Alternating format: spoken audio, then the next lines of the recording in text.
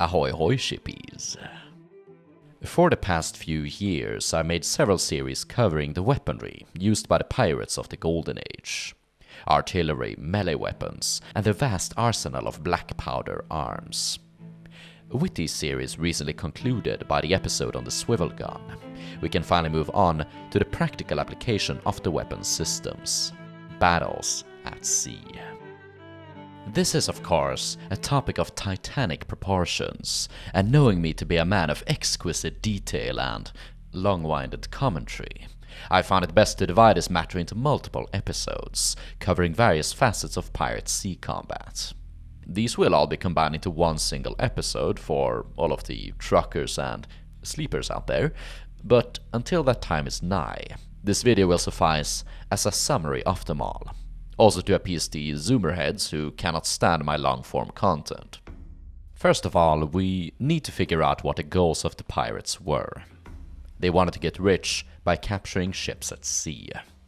This was the ultimate ambition, which their strategies and tactics would revolve around, and determined everything discussed in this video, which will include how they located a target, how they pursued a target, how they fought the target, how the target was treated after capture, and as a little bonus, how they took targets by stealth.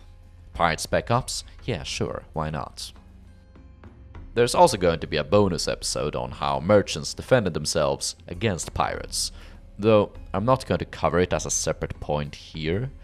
Instead, some of their methods will be discussed in the existing points.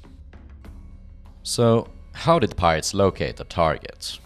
In a movie or video game or something, you might see the pirates getting info on a ship from a spy in a tavern.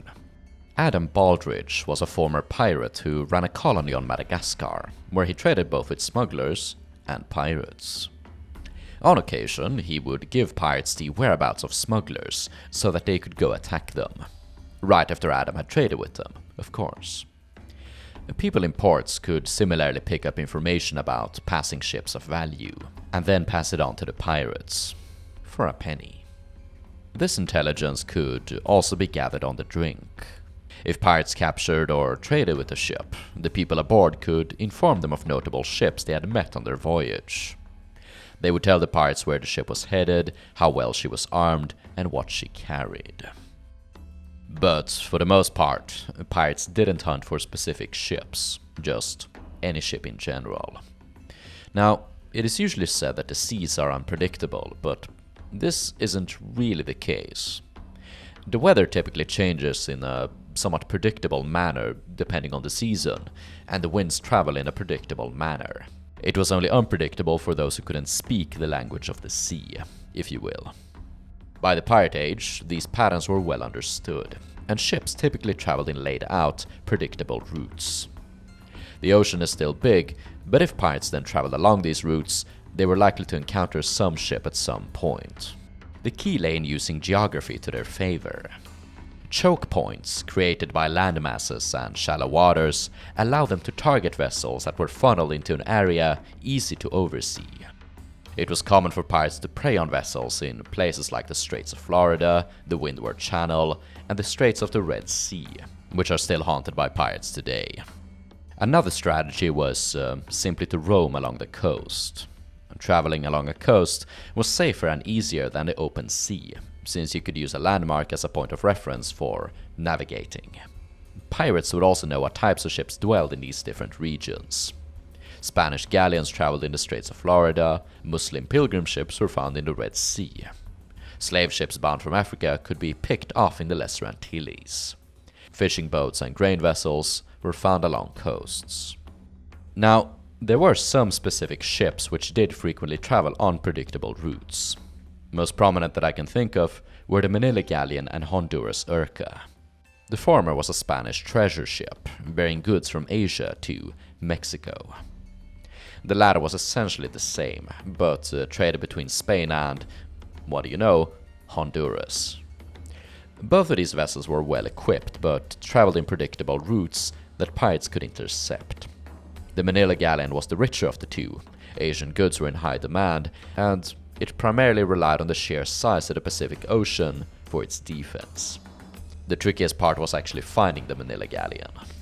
Detecting other ships was important for any seaman, but especially for pirates. It was customary for ships at sea to interact in some regard, exchange information, do a bit of trading perhaps, or if they came from nations at war, fight. We all know what the pirates set out to do, and therefore they put a great emphasis on ship detection. It was often customary for them to reward the first man to spot and announce a sail. When a sail had been detected, the pirates would give chase.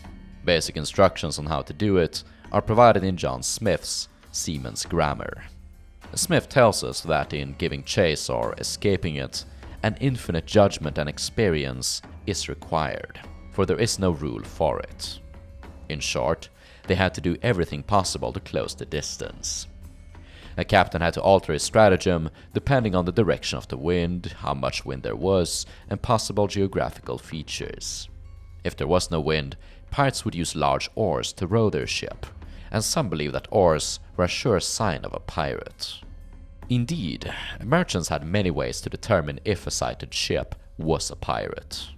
If it was coming straight at them, was heavily armed and modified to be more speedy, it was probably a pirate or privateer, and they would either prepare to run or fight.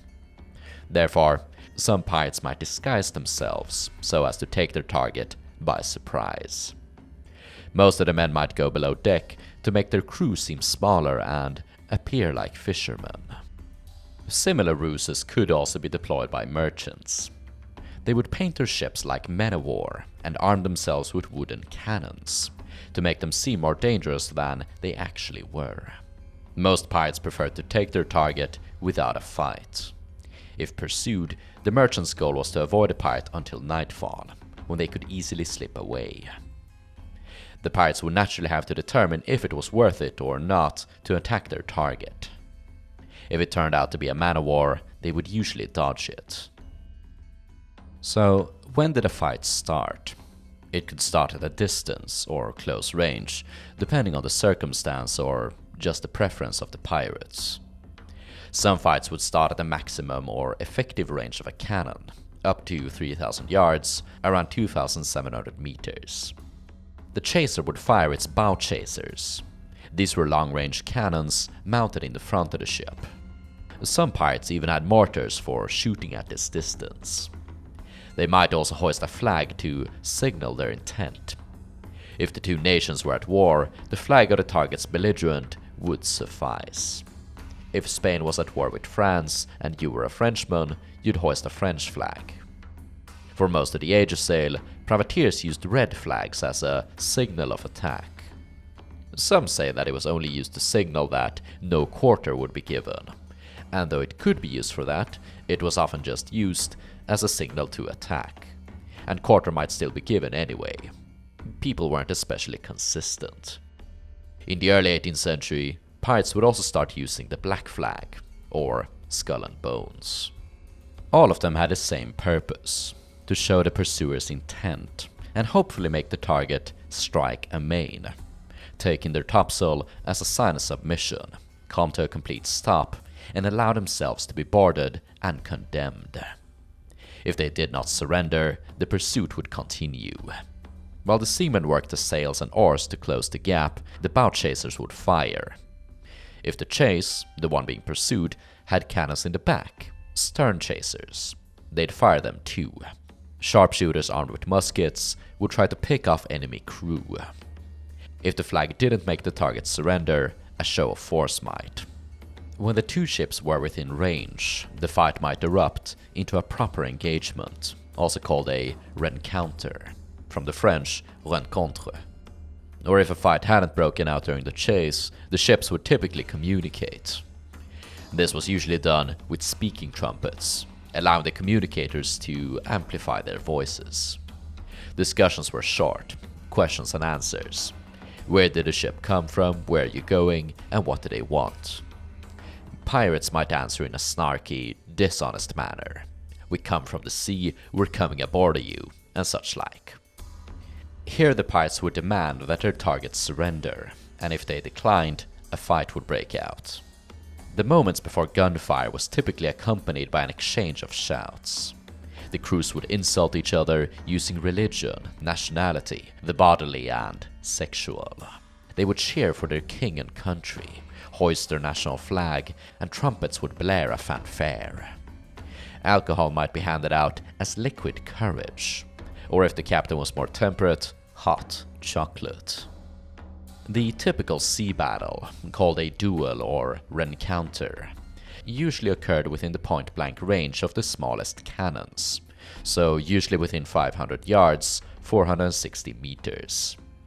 No duel between ships was ever the same, with the wind and weather and placement of the vessels able to radically change the circumstances. Peculiar stratagems could be deployed, with the goal always being to get into a superior position from which to dominate the enemy. If they could be fired at from the bow or stern, or from an angle where they couldn't fire back, they would usually surrender. The bow and stern was where the ship was the weakest, and where you could also fire down the entire length of the ship, potentially killing everyone inside. The most recognizable weapon of naval combat is the cannon. The pirates and merchants did not use the heavy sort mounted on men of war. Only a few pirate vessels were large enough to have 18-pounders and heavier, the guns able to crush through a hull and even sink a vessel. They were usually left with 3 or 6-pounders that could scarcely do damage to a proper hull. Of course, even for heavy guns, it was exceedingly difficult to sink another ship in the Aegis sail, since you had to aim below the waterline. Shots below the waterline usually happened by accident. These leaks could quickly be plugged and repaired by carpenters, and it might take hours and even days for the ship to actually sink. If a ship was destroyed in combat, it was usually if a flame got into the powder magazine, typically from a stress-related accident. Nor did anyone ever really want to sink a ship in the period, because if you captured a ship, you could sell it, all of the cargo, and ransom the prisoners. This was as true for pirates as it was for men of war and merchants. So even if pirates had the means to sink a ship, which they typically didn't, they wouldn't want to. Instead, cannons were best used for destroying enemy crew, but especially the rig. Men could take cover, but the masts, sails and rigging were always susceptible. If the rig was destroyed, the enemy would have no means of moving, leaving you to do with them as you'd like. Now, pirates would fire anything they had available, and round shot, the classical cannonballs, were common enough. But even better was chain shot, and a bunch of scattering projectiles like grape shot, musket balls, or just random scrap iron, glass, porcelain, and junk. It was cost effective, and for the ones being shot at, demoralizing. Cannons were rigid in that the master gunner could only aim it up and down. It was up to the helmsman to position the ship so that the broadside could give effective fire. More flexible was the swivel gun, a very small cannon mounted on a swiveling fork on the ship's railing. These were loaded with scatter shot and fired at enemy crew and rig. Some pirate ships had more swivels than carriage guns. Very underrated is the use of muskets in sea warfare. Some pirate vessels did not even have cannons or swivels, only muskets, and many times it sufficed. Muskets required less powder and shot, making them cheaper, but could be as or even more effective at clearing enemy decks, sniping officers, and even taking down rigging. A lot of pirates had no patience for drawn-out duels, and these could give the defenders an advantage. Duels could be costly in lives and equipment, and the pirates had to think long-term. How would they continue operating after this engagement? For this reason, pirates notoriously preferred to board their target, over well-manned, take them in melee combat. Boarding combat could actually occur during a long-range engagement. Whilst the ships were duking it out broadside to broadside, the pirates might send over 1 or 2 rowboats to get on board the enemy while they were distracted. Climbing aboard the enemy ship wasn't too difficult. Ships have many protruding parts for grabbing onto and heaving yourself up. Axes could even be used to create a makeshift ladder.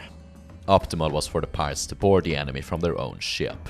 The tricky part was positioning it in the best manner, and the enemy had to position themselves so that the boarders would come from a place advantageous for them.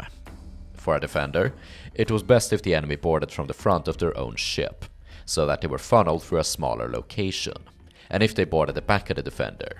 This section of the ship was taller, more difficult to climb, and easier to defend. Optimal for pirates was to board the enemy while they were alongside, allowing them to exploit their superior numbers.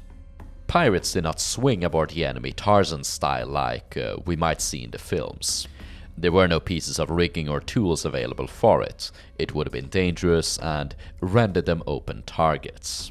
Instead, they would climb normally as aforementioned, throw over grappling hooks with lines to them, and pull the vessels close enough, or lay boarding planks between the ships to serve as bridges. Before boarding, the enemy decks had to be cleared, allowing the party to enter it safely. This was done by firing at it with muskets and throwing in grenades. These grenades were small iron bombs filled with shrapnel, but pirates could also use burning bombs and even rudimentary tear gas, called stink pots. There is a strange idea that pirates would frequently use eye patches to improve their night vision for boarding combat. This idea is based on the stereotype of eye-patched pirates and medical research from the 20th century, both of which appeared well after the golden age of piracy. It is further fueled by ignorance of boarding combat in the period, which wasn't done in darkness. Most of the ships which pirates fought on were small, and the battles would have been resolved on the open deck. Battles below deck seem to have been exceedingly uncommon. Battles inside of the ships weren't dangerous so much because of darkness, but because the enemy was fortified. They would essentially turn these positions into bunkers, called close quarters. Best was to lure the boarders into the open deck between the raised front and back of the ship, creating a killing zone of muskets, swivels, even cannons and horizontally aligned mortars. These positions could be breached by hacking down the doors and rushing inside. Then you would have sunlight coming in and blinding the defenders. But you could also throw in small grenades through the loopholes or hack holes into the wood above the quarters, shoot at them, or throw in grenades. This was much safer than going in with pistol and sword, eye patch or no. Speaking about swords, the favorite weapon for boarding combat was the pistol and cutlass. Muskets were also good, and after firing it, they could be used as a club. Blunderbusses were mostly a defensive weapon, and axes a tool for cutting down doors and such. Daggers and knives a last resort. Nor did the boarding parties engage in one-man duels. There was no space for it. Ship decks were small, cluttered with cannons, masts, ropes, and the crews big. It was brutal formation warfare, often with no finesse, just hacking, slashing, point-blank pistol shots. A brutal affair, which often resulted in decks slippery with blood, pouring out of the scuppers like rainwater.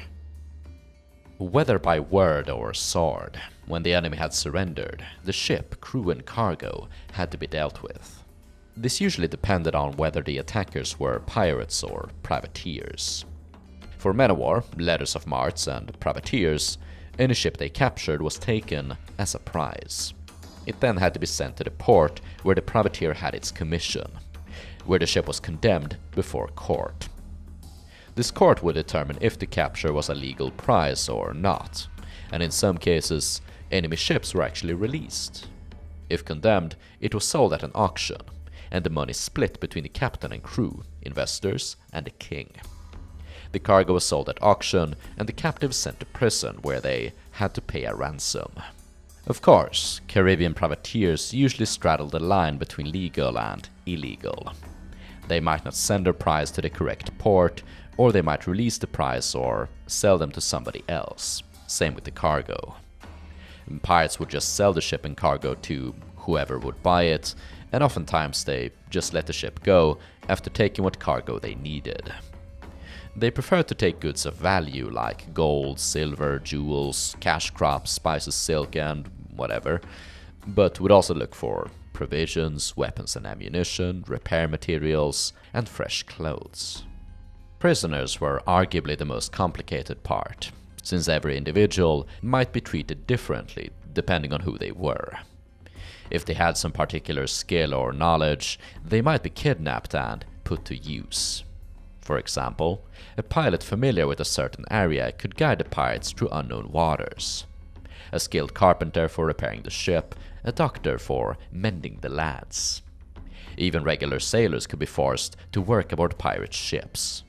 And if you were of a different race, it was common to be enslaved and later sold, regardless of your former legal status. As for civilians of no particular skill, they might be left alone, tortured to reveal valuables, or because the pirates were bored, and women might be faced with sexual assault. Religious people were usually abused and often just executed, since pirates were typically religious extremists and intolerant. When the prisoners were done with, they had to be dealt with. If the pirates decided to leave the prize behind, it was easy. Just let the prisoners go with it. If they took the ship, they might throw them into the sea, set them adrift in a rowboat, maroon them on some island, or even give them the pirates' old ship, if they decided to leave it behind. In short, that is how pirates found, pursued, attacked, and dealt with targets at sea. There's also the matter of taking a ship by stealth and surprise. This could be done against any target, and could allow you to take it without suffering any losses, whilst being uncostly in manpower and resources. It might be especially useful if it was one much bigger and threatening than what you had yourself, but would also require more skill, planning, and precision to execute. The options here were quite limitless, but usually revolved around using darkness and disguises. Ships laying at anchor could be assaulted from small boats at nightfall, when most of the crew were asleep and thought secure. The attacking boats would be paddled instead of rowed, since it was more silent, and proceed to climb aboard. The watchmen would have to be dispatched before the alarm was struck, and then the infiltrators could proceed from deck to deck, capturing the officers and then dispatching the sleeping crew. Boats could be omitted entirely, and the attackers could swim to the intended target, even with the assistance of a raft.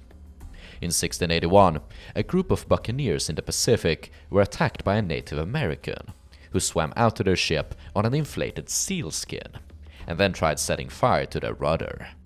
Stealth attacks by day were more so done with deception and disguises. Again, these tactics were virtually limitless and entirely up to the attacker's imagination. If the pirate ship looked like, or even was an old fishing boat, it could be disguised as one to lure the attackers into a false sense of safety. If it was a big vessel, you could attempt to make it look like a vessel of the nation you were attacking. Dr. Henry Pittman mentioned how he and his crew felt safe getting close to a sloop, since it was built in Jamaica, which was English. However, it turns out that the sloop had been captured by the Spanish Coast Guard. Unfortunate. Captain Shelvach, when roaming for Spanish ships in the Pacific, picked out the men in his crew who looked the most Spanish, dressing them in Spanish clothes. Whenever they came close to a Spanish ship, the other men would hide below the gunwales, while the disguised ones would communicate with the target. A common misconception is that false flags were a common part of pirate deception. False flags were used by everyone, and it was such an obvious trick that it rather had the opposite effect. Basically, no one trusted flags at sea. It wasn't until ships came within trumpet range and communicated that they could be trusted. To determine the nationality and intentions of a ship, sailors relied more on their construction, armament, and general behavior, how they moved, sailed, etc. Ships were judged to be pirates if they had removed their upper sections and ship decorations, if they carried a lot of oars, and if they moved aggressively towards you. One tactic always reliant on disguise and deception was fire ships. Fire ships were vessels equipped with flammable materials and modified to burn as effectively as possible. Pirate fire ships were typically just a recent prize, crudely modified. They were used to destroy large enemy targets or to disperse them, as a prelude for an attack or escape. Being a large part of 17th century fleet action, fire ships could easily be recognized by their suicidal movements, just charging into enemy gunfire, so they were easily detectable and focused down. So deception was needed to disguise their true intentions before it was too late. Most notably, Henry Morgan disguised his fireship as a man-of-war.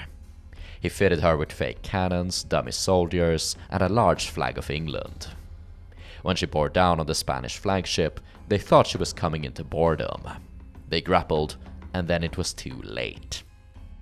Last year I made an entire video on fireships, so it is not something that will be covered more in this series. If you wish to learn more, I'll have to direct you there. That is the end of this overview on pirate sea battles. The first entry in this series will probably come out next month, and then the subsequent episodes will be released on a monthly basis. At the end of this year, or maybe next, I'm not sure, they will be compiled into one single, comprehensive episode. Until then.